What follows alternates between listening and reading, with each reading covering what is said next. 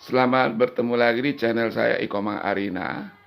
Kali ini saya ingin melaporkan bagaimana saya merawat pohon-pohon durian di kebun saya yang kira-kira sekitar 4 hektar ini di lahan pegunungan dengan usia sekitar 2 tahun lebih. Saya ingin berbagi kepada teman-teman, mungkin ini bisa bermanfaat atau mungkin justru tidak baik untuk Anda lakukan. Semoga apa yang saya sampaikan ini menjadi referensi untuk merawat kebun durian Anda juga. Kalau itu baik, mari kita laksanakan. Selamat menikmati. Baiklah teman-teman, untuk membentuk cabang durian yang ideal, kita harus mengaturnya sejak kecil. Salah satu cara untuk mengaturnya adalah dengan mengarahkan cabang-cabang durian ketika dia masih lentur agar dia membentuk sudut 90 derajat agar kelak nanti cabang itu cukup kuat untuk menampung buah dan buah-buah yang jadi akan lebih banyak pada cabang-cabang yang berbentuk 90 derajat. Beda halnya kalau cabang itu nanti berbentuk huruf V, itu akan menyulitkan terjadinya pembuahan dan samping itu beresiko untuk terjadinya terbelah pohon.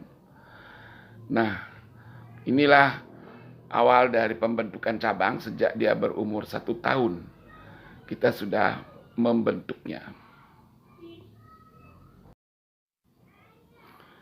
Ya, untuk mengarahkan cabang agar berbentuk 90 derajat, kalau pohonnya sudah relatif besar seperti ini, kita memerlukan bantuan tali. Tali yang kita gunakan tali yang agak lebar dan besar, juga tidak terlalu kuat untuk mencekup batangnya. Kita gunakan tali rapiah ya. Oke teman-teman, coba perhatikan ini bagaimana saya menarik cabang-cabang yang masih lentur itu, mempertahankannya agar dia tetap masih dalam posisi 90 derajat. Ketika tali-tali ini sudah terjemur, dia akan rapuh dengan sendirinya. Dan sesuai pengalaman saya, ketika dia sudah 1 bulan ditahan, maka cabangnya itu akan tertahan dalam bentuk seperti itu. Nanti akan kita lihat, saya perlihatkan mana yang sudah berhasil.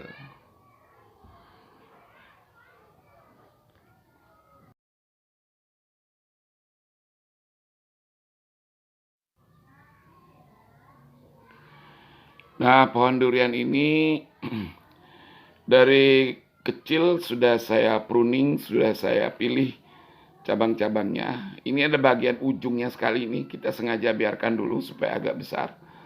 Ini bagian ujung, ini efek dari potong ujung.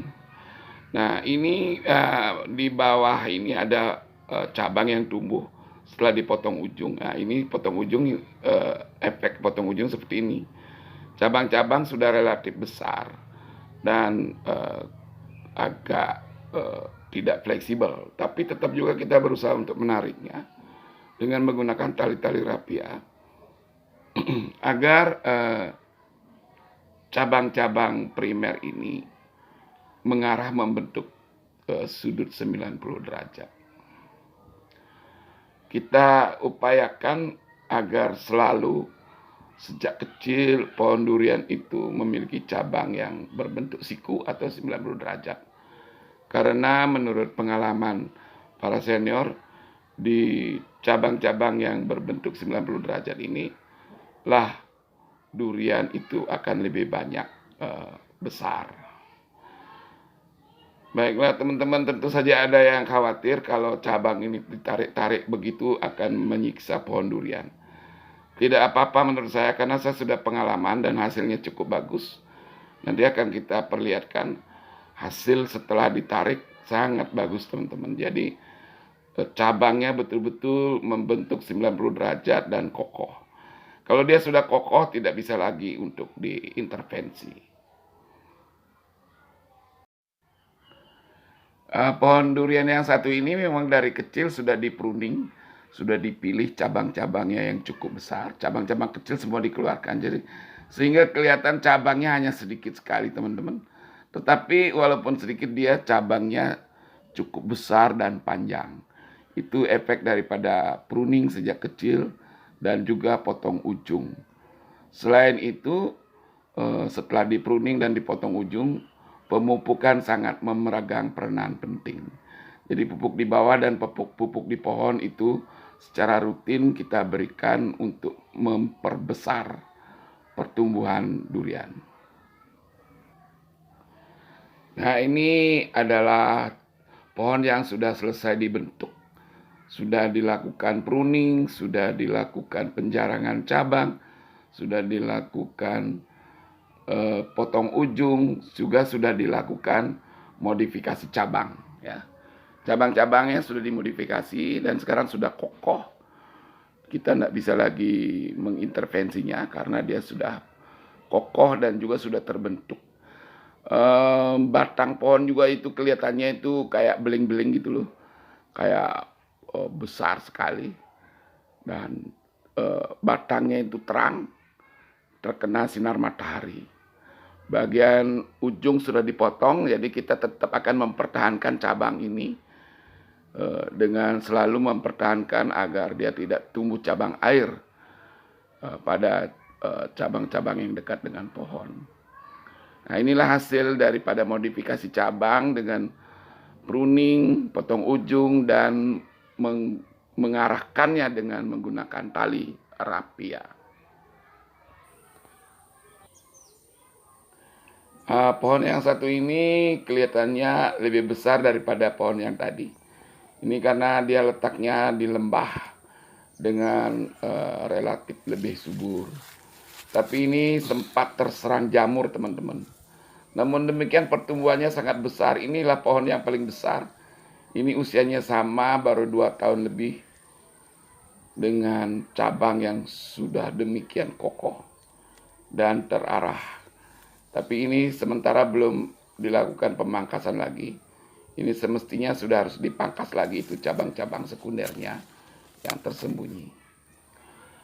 Teman-teman sekalian, pohon durian ini baru berusia rata-rata 2 tahun lebih ya. Kira-kira 2 tahun 3 bulan ini ya, waktu gambar ini diambil. Nah, dengan pemeliharaan sejak awal, saya yakin kelak dia akan hidup lebih terarah dan lebih efisien. Oke, yang satu ini betul-betul nyata sekali efek daripada pruningnya. Ini cabangnya sudah kita pilih ke segala arah, sudah dipotong ujung. Ini efek pruningnya juga sangat bagus ya. Dan tentu saja penggunaan pupuk yang ideal bagi pertumbuhan pohon harus kita perhatikan ya. Untuk di bagian bawah kami menggunakan pupuk NPK, tapi dia hanya sekitar 6 bulan sekali. Karena ini lahannya miring, jadi saya lebih banyak menggunakan pupuk daripada semprot ya daun. Coba kita lihat ini, pruningnya luar biasa kan? Bagus sekali. Jadi betul-betul cabang-cabang itu terkonsentrasi ya. Nah, oke teman-teman, setelah di pruning, setelah dipotong ujung, jangan lupa untuk memupuknya supaya pertumbuhannya lebih cepat. Dengan di pruning dan dipotong ujung, maka pertumbuhannya akan lebih banyak ke ujung daripada cabang, sehingga trubus-trubus itu selalu tumbuh di ujung dan menyebabkan cabang itu menjadi besar dan panjang. Itu memungkinkan pertumbuhan durian yang lebih lebar dan lebih pendek.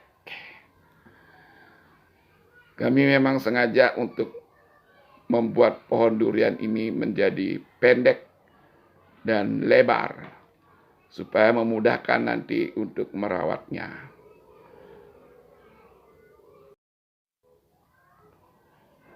Nah, itu di gunung bagian belakang itu juga duriannya sudah hampir sebegini juga besarnya. Ya, diperkirakan kita telah menanam sebanyak 400 pohon. Tentu saja ini membutuhkan perhatian khusus, terutama dalam mengarahkan pembentukan cabang dan pruning, agar nanti duriannya setelah besar, dia memiliki cabang yang efektif dan efisien. Anda bayangkan kalau kita harus merawat durian 400 pohon, maka kita harus mengunjunginya tiap hari untuk memberikan perhatian yang lebih banyak kepada setiap pohon. Teman-teman, ini efek dari potong ujung. Kita lihat ya, setiap ujung yang sudah dipotong, bagian bawah cabangnya pasti besar-besar sekali. Dan itu kalau kita lambat untuk mengarahkannya, dia akan membentuk sudut 90 derajat seperti ini. Membentuk 45 derajat. Nah, ini bisa kita manipulasi dengan menarik cabang itu dengan menggunakan tali rapia. Seperti yang saya sudah perlihatkan tadi, ini karena saking banyaknya pohon durian, jadi ini agak terlambat untuk mendapatkan perhatian.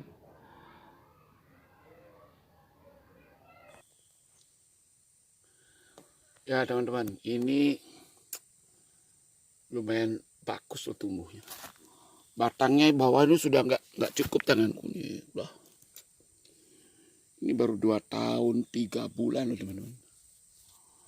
Nah ini karena kayaknya ini aku pastikan ini efek daripada pruning dan potong ujung. Nih.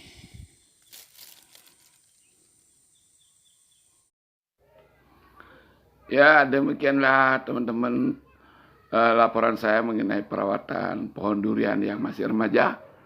Semoga apa yang saya sampaikan ini bermanfaat bagi teman-teman. Jika itu baik, mari kita lakukan. Jika menurut Anda kurang baik, kiranya bisa dihindari agar pertumbuhan durian Anda semakin bagus sejak awal.